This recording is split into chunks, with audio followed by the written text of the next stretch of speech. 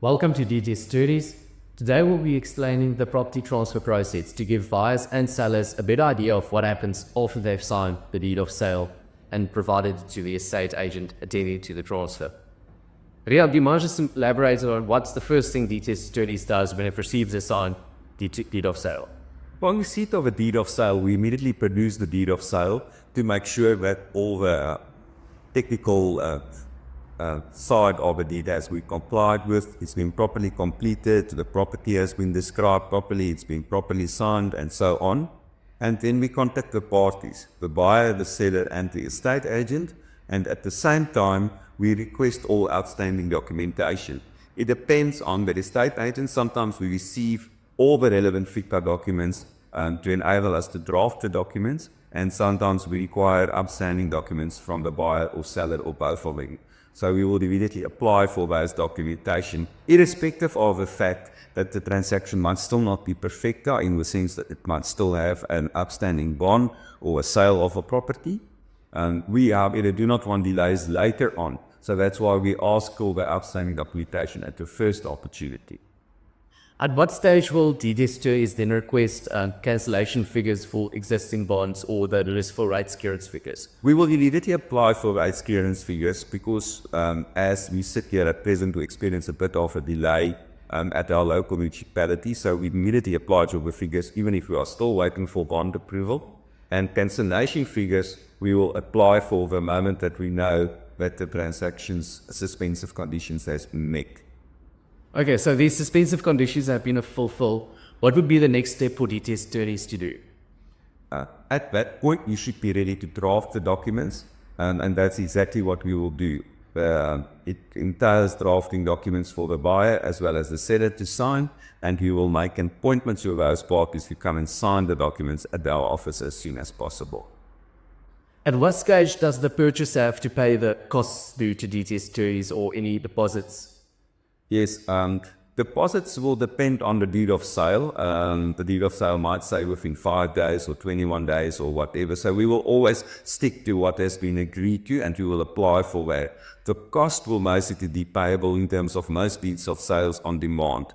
So that means when the parties come in to sign, you will explain to the purchaser exactly each cost item, and you will ask him to make payment to our offices as soon as possible. What type of clearance certificates does DTS Attorneys apply for normally when it comes to property transfers? If it's not a sectional title transaction, we will need a rights clearance from our local municipality, and we will need the transfer duty receipt from STARS. And when the transaction is sectional title, we will also require a levy clearance certificate from the managing agents of the particular sectional title complex. And then the same would apply if it's a homeowners association applicable.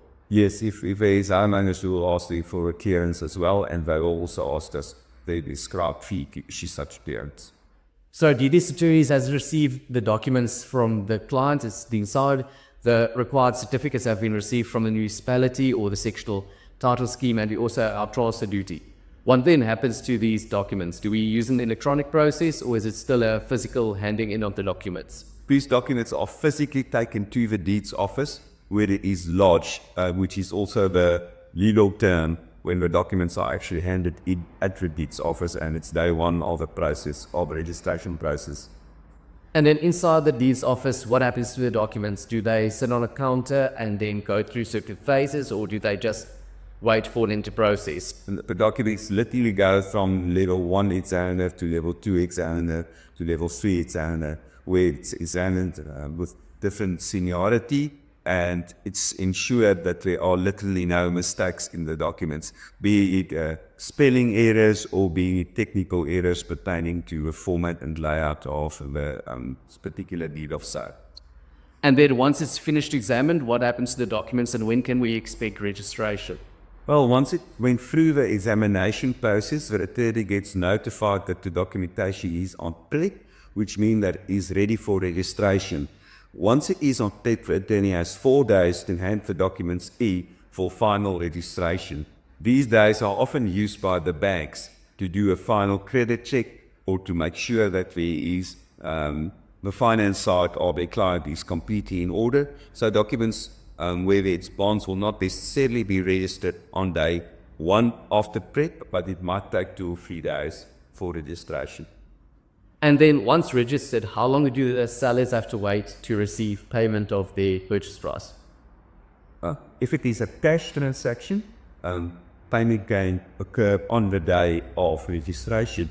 If it is a bond, the bank will be notified by the registration attorney that the bond was registered, and it will take the bank a couple of hours to pay out, which means that in effect the money will reflect in the transfer attorney's account the following day, and then upon receipt of the funds the day after the registration, the seller of the property will be paid.